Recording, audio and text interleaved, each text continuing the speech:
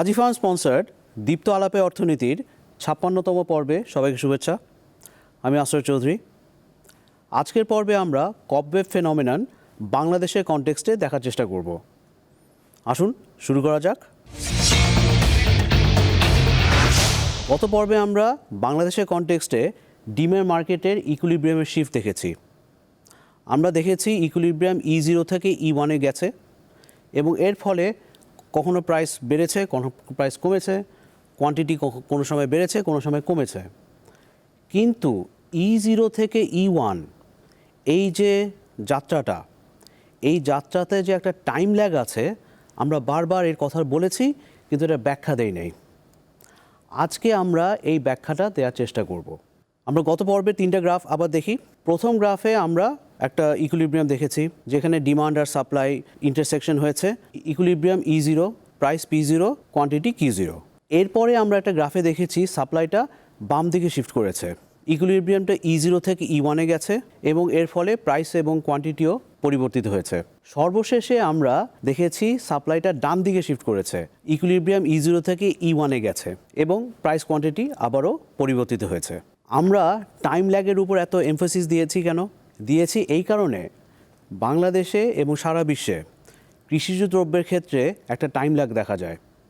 Time ল্যাগটা কি? মরশুম শুরু করার আগে আমরা যখন উৎপাদন শুরু করব তখন আমরা একটা প্রাইস দেখি। একটা নির্দিষ্ট সময়ের আগে আমাদের উৎপাদন হবে না, এখানে একটা টাইম ল্যাগ আছে। মরশুম শেষে বা উৎপাদন শেষে আমরা সাধারণত আরেকটা প্রাইস দেখি। এই ঘটনাকে ইকোনমিক্সে কবওয়েভ ফেনোমেনন অর্থাৎ মাকড়সার জালের ঘটনা হিসেবে আখ্যায়িত করা হয়। এই কবওয়েভ ফেনোমেননটা কেন দেখা দেয়? আমরা প্রথম একটা পিরিয়ড ধরি। এই পিরিয়ডটার নাম হচ্ছে টি। এটা একটা সারণীতে দেখা যাক। এই পিরিয়ডে টি প্রাইসটা কি সিদ্ধান্তকে প্রভাবিত করবে? আমাদের খামারি বেশি করে লেয়ার চিকেন কিনবে কি কিনবে না। তাহলে এই মৌসুমে যখন আমরা ডিম উৎপাদন করব, এই সিদ্ধান্ত নিচ্ছি, তখন যদি ডিমের দাম অনেক থাকে তাহলে কি হবে? খামারিদের একটা উৎসাহ দেখা দিবে লেয়ার চিকেন বেশি কেনার। এখন আমরা তো জানি 18 থেকে 20 সপ্তাহের আগে লেয়ার চিকেন ডিম দেবে না। তাহলে যখন সে ডিম দেওয়া শুরু করবে, সারা বাংলাদেশে বা একটা নির্দিষ্ট অঞ্চলে যে পরিমাণ উৎপাদন হবে, সেই উৎপাদনটা কিন্তু আসলে নির্ধারণ করবে প্রাইস কত হবে। যখন প্রাইস হাই ছিল তখন কি ঘটনা ঘটেছে? একজন খামারি তিনি উৎসাহিত হয়েছেন লেয়ার চিকেন বেশি কিনতে। আমরা অর্থনীতির 3টা মূল নীতির উপর একটা কথা বলেছিলাম। তার মধ্যে একটা বলেছিলাম ফ্যালাসি অফ কম্পোজিশন। একজন খামারি এভাবে চিন্তা করছে, প্রাইস তো এখন হাই আছে, ঠিক আছে আমি লেয়ার চিকেন বেশি কিনি। এইরকমভাবে সমস্ত খামারি যখন এইভাবে চিন্তা করছে তখন কি হবে? সবাই বেশি করে উৎপাদন শুরু করে দিবে। বাম্পার ফসল হবে, এই ফ্রেজটার সাথে আমরা পরিচিত। সেই হিসাবে বাম্পার ডিম উৎপাদন হবে। এই বাম্পার ডিমটা কখন হবে? একটা ওই 18 থেকে 20 সপ্তাহ পরে। তাহলে হাই প্রাইস আমরা দেখেছি পিরিয়ড টিতে।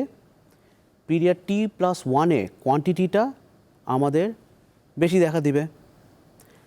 মার্কেটে যদি সাপ্লাই বেশি থাকে, মার্কেটে যদি উৎপাদন বেশি থাকে, প্রাইস তখন কি হবে? T+1-এ প্রাইস কমে যাবে। এখন নতুন একটা সাইকেল তৈরি হলো। খামারি দেখছে প্রাইস কম দেখে খামারি তখন উৎসাহিত হচ্ছে না যে লেয়ার চিকেন কিনি। তো এরকমভাবে ফ্যালাসি অফ কম্পোজিশনে সকলে যদি এভাবে চিন্তা করে, সকলে তখন লেয়ার চিকেন কম কিনবে। তাহলে T+1 যে পিরিয়ডটা আমরা ধরছি, এইটা শেষ হবে কখন? T+2-তে। সবাই লেয়ার চিকেন কম কিনছে, ডিমের উৎপাদন কম হচ্ছে। ডিমের উৎপাদন কম হলে কি হবে? মরশুম শেষে অর্থাৎ 18 থেকে 20 সপ্তাহের যে সাইকেলটা আছে, যে টাইম ল্যাগটা আছে, তখন উৎপাদন কম থাকবে, সাপ্লাই বাম দিকে শিফট করবে। তাহলে T+1 পিরিয়ডের পরে আমাদের T+2 পিরিয়ড যখন শুরু হবে তখন প্রাইসটা আবার বেড়ে যাবে। তাহলে কি হচ্ছে? একটা সাইকেল ফলো করছে। এই সাইকেলটার নাম হচ্ছে কবওয়েভ ফেনোমেনন। কৃষকরা এই কবওয়েভ ফেনোমেননটা আজকে থেকে না শত শত বছর, হাজার হাজার বছর ধরে এটা কিন্তু অবজার্ভ করেন। কিন্তু ইকোনমিক্সে 1930-এর আগে ফর্মালি এটা নিয়ে আলোচনা হয় নাই। 1930-এর দশকে তিনজন অর্থনীতিবিদ তিনটি দেশ থেকে ইন্ডিপেন্ডেন্টলি এই অবজারভেশনটা করেন। তারা কারা ছিলেন? ইটালিতে ছিলেন উমবের্টো রিচি, নেদারল্যান্ডসে ছিলেন জ্যান টিনবার্জেন এবং মার্কিন যুক্তরাষ্ট্রে ছিলেন হেনরি শুলটস। এনারা এই অবজারভেশনটা করেন যে ল্যাগ প্রোডাকশন যখন হবে অ্যাগ্রিকালচারে এরকম প্রাইস উঠানামা করে। 1934 সালে কেমব্রিজ বিশ্ববিদ্যালয়ের নিকোলাস ক্যালডোর সর্বপ্রথম কবওয়েভ ফেনোমেনন এই নামটা প্রণয়ন করেন বা কয়েন করেন। 1938 সালে মর্দেচাই এজেকিয়েল দ্য কবওয়েভ থিওরাম নামে একটা আর্টিকেল লেখেন কোয়ার্টারলি জার্নাল অফ ইকোনমিক্সে। তখন থেকে এই থিওরামটা আস্তে আস্তে আমাদের টেক্সট বুকসে স্থান পায়।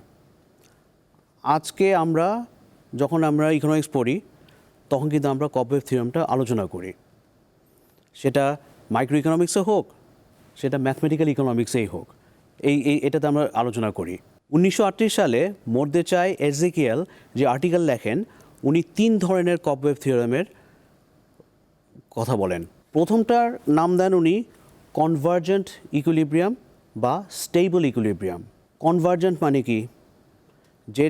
যে ইকুইলিব্রিয়ামটা আস্তে আস্তে পরিবর্তিত হচ্ছে, ভালো কথা, আবার পুনরায় অরিজিনাল মূল বিন্দুতে ফিরে আসবে, সেই জন্য এটাকে বলি আমরা কনভার্জেন্ট। দ্বিতীয় ধরনের কবওয়েভ থিওরামটা উনি বলেছিলেন এটা হবে ডাইভার্জেন্ট। কনভার্জেন্ট যদি মূল বিন্দুর কাছে আবার ফিরে আসে, ডাইভার্জেন্ট ইকুইলিব্রিয়ামটা মূল বিন্দু থেকে চলে যাবে, বিচ্যুত হবে, সেই জন্য এটার নাম ডাইভার্জেন্ট। তৃতীয় যে ইকুইলিব্রিয়ামটার কথা এডেচাই বলেছিলেন সেটার নাম দিয়েছিলেন উনি কন্টিনিউয়াস ইকুইলিব্রিয়াম। কন্টিনিউয়াস ইকুইলিব্রিয়াম মানে এটা মূল বিন্দুর কাছেও আসবে না, মূল বিন্দু থেকে চলেও যাবে না, একটা নির্দিষ্ট সাইকেলে ঘুরতে থাকবে। কৃষিজ পণ্যের ক্ষেত্রে, বিশেষ করে ডিমের ক্ষেত্রে কবওয়েভ থিওরামের যে মডেলটা বেশি প্রযোজ্য সেটা হচ্ছে কনভার্জেন্ট ইকুইলিব্রিয়াম। আমরা এখন এটা একটা গ্রাফের মাধ্যমে দেখি। আমরা এখন যে গ্রাফটা দেখছি, আমাদের এক্স অ্যাক্সিসে কিউ এক্স আছে, প্রাইস অ্যাক্সিসে আমাদের পি এক্স আছে। আমরা ডিমান্ড আর সাপ্লাইয়ের একটা ইন্টারসেকশন দেখছি এবং আমরা ওই যে আগের টেবিলগুলোতে বলেছিলাম না, প্রাইস টি, তারপর price T+1, price T+2, price T+3, এই প্রাইসগুলো আমরা প্রাইস অ্যাক্সিসে দেখছি। একইভাবে quantity T, quantity T+1, quantity T+2, quantity T+3, এটা আমরা এক্স অ্যাক্সিসে দেখছি। আমরা শুরু করি পিটি দিয়ে। এই পিটিটা ওয়াই অ্যাক্সিসে আমরা দেখছি, এটা একটা হাই প্রাইস দেখছি। আমরা কি বলেছি? যদি প্রাইসটা হাই থাকে, খামারিদের একটা উৎসাহ থাকবে লেয়ার চিকেন বেশি কেনা, ঠিক আছে? তারা শুরু করলো পিটি দিয়ে, কিন্তু পিটি প্রাইসে কিন্তু মৌসুম শেষে অর্থাৎ 18 থেকে 20 সপ্তাহের যে সাইকেলটা, ওই প্রাইসে আর থাকবে না। হাই প্রাইস দেখেছে খামারি কি করেছে? খামারি বেশি তৈরি করে ফেলছে। বেশি তৈরি করার ফলে কি হচ্ছে? মৌসুম শেষে QT+1 আউটপুট দেখা যাচ্ছে, এটা আমাদের এক্স অ্যাক্সিস দেখা যাচ্ছে। যেহেতু বেশি তৈরি করে ফেলছে, তাহলে কি হবে? QT+1 অবশ্যই মৌসুম শেষে সে হাই প্রাইস পাবে না, প্রাইসে লো হবে। প্রাইসে লো হয়ে কোথায় যাচ্ছে? PT+1। কেন? পিটি দিয়ে আমরা শুরু করেছি, পরের প্রাইসটা তাহলে PT+1। এখন এই লো প্রাইসে কি হবে? নেক্সট সাইকেলটা শুরু হলো। এই লো প্রাইসে খামারিদের এখন উৎসাহ নাই লেয়ার চিকেন কেনার, তাহলে খামারিরা কম কিনবে। কম কিনলে কি হবে? আবার সেই টাইম সাইকেল, আবার সেই টাইম ল্যাগ, 18 থেকে 20 সপ্তাহ পরে কম কিনলে ওই 18 থেকে 20 সপ্তাহ শেষে উৎপাদনও কম হবে। উৎপাদন কম হয়ে কত হবে? PT+2।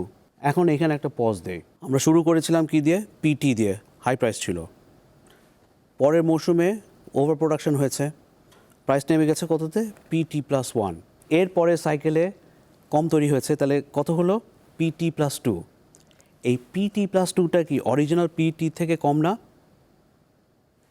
এইটাই আমাদেরকে ক্লু দেয় যে এই সাইকেলটা যখন আবার শুরু হবে তখন কি হবে? তখন প্রাইসটা আস্তে আস্তে সেন্টারের দিকে যাওয়ার চেষ্টা করবে, অর্থাৎ কনভার্জ করবে, অর্থাৎ কেন্দ্রের দিকে আস্তে আস্তে যাবে। এবং তাই হচ্ছে। কিভাবে? তাহলে PT+2 যখন হচ্ছে, এই সাইকেল যখন শেষ হবে উৎপাদন হবে QT+3। তাহলে PT3টা কোথায় আছে? PT+3 এইটা T+2 এর চেয়ে নিচে আছে না? তাহলে আস্তে আস্তে এই যে আমাদের যে মাকড়সার জালের কথা আমরা বলেছি, কবওয়েব, এইটা PT থেকে শুরু করেছে, আস্তে আস্তে কেন্দ্রের দিকে ধাবিত হয়েছে। এই কবওয়েব থিওরামটা ডিমের ক্ষেত্রে কেন কনভার্জেন্ট হবে, তার জন্য আমাদেরকে ডিম্যান্ড এবং সাপ্লাইয়ের ইলাস্টিসিটি দেখতে হবে। ইলাস্টিসিটি একটা গাণিতিক টার্ম, যার বাংলা আমরা করেছি স্থিতিস্থাপকতা, কিন্তু আসলে ইলাস্টিসিটি যেটা দেখায় সেটা হচ্ছে সাড়া দেয়া, রেসপন্ড করা। এই যে প্রাইস ফ্লাকচুয়েশন হচ্ছে এক মৌসুম থেকে আরেক মৌসুম, এক সাইকেল থেকে আরেক সাইকেল, এখানে সাপ্লাই কিভাবে রেসপন্ড করে সেটা আমরা দেখি, ডিমান্ড কিভাবে রেসপন্ড করে সেটা আমরা দেখি। গত পর্বে আমরা ডিমের উদাহরণটা নির্বাচন করেছি কারণ ডিম একটা হোমোজেনাস অর্থাৎ আইডেন্টিক্যাল দ্রব্য। ডিমের আরেকটা বৈশিষ্ট্য আছে, প্রোটিনের উৎস হিসাবে শুধু বাংলাদেশে না, ডিম সারা বিশ্বে সবচেয়ে সহজলভ্য উৎস। প্রোটিনের উৎস হিসাবে ডিমের আরেকটা বৈশিষ্ট্য আছে, ডিম ইজিলি অ্যাফোর্ডেবল। নিম্নবিত্ত, নিম্ন মধ্যবিত্ত, মধ্যবিত্ত, এমনকি উচ্চবিত্ত পর্যন্ত ডিম একটা খুবই কমন প্রোটিনের সোর্স, এবং ডিম সকলে অ্যাফোর্ড করতে পারে, কিনতে পারে। ডিমের সাবস্টিটিউট আছে, কিন্তু ডিম মোটামুটি আমাদের প্রত্যেকের ডায়েটে ডিম থাকবেই, শুধু বাংলাদেশে না, সারা বিশ্বে। এটাতে গেল হাউসহোল্ডদের কনসাম্পশন। প্রতিটা রেস্টুরেন্টে ডিম একটা খুবই গুরুত্বপূর্ণ উপকরণ, ইনগ্রিডিয়েন্ট, ইনপুট। এমনকি ভ্যাকসিন তৈরিতে ডিম লাগে, প্রসাধনী, কসমেটিক্স শিল্পেও ডিম লাগে। তাহলে ডিমের ব্যবহার বা ডিমের কনসাম্পশন শুধুমাত্র হাউসহোল্ডরা করে না, এর ব্যবহার এবং কনসাম্পশন অনেক ব্যাপক। যোগান বা সাপ্লাই ইলাস্টিসিটি কি হবে? সাপ্লাই ইলাস্টিসিটি ডিমান্ড ইলাস্টিসিটির চেয়ে কম। কনভার্জেন্ট ইকুইলিব্রিয়াম যদি কবওয়েব মডেলে থাকতে হয়, তাহলে দেখা যাবে ডিমান্ডের ইলাস্টিসিটি অবশ্যই সাপ্লাইয়ের ইলাস্টিসিটির চেয়ে বড় হতে হবে।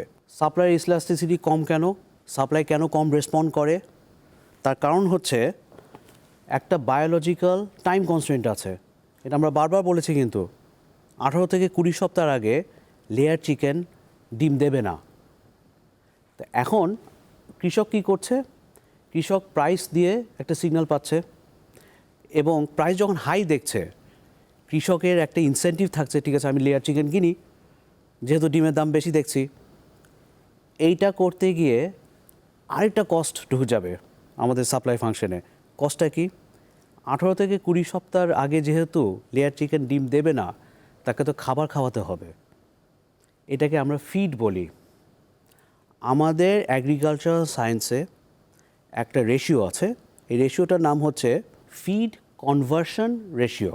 রেশিও তো অনুপাত, অনুপাত মানে উপরে একটা ভেরিয়েবল থাকবে, নিচে একটা ভেরিয়েবল থাকবে।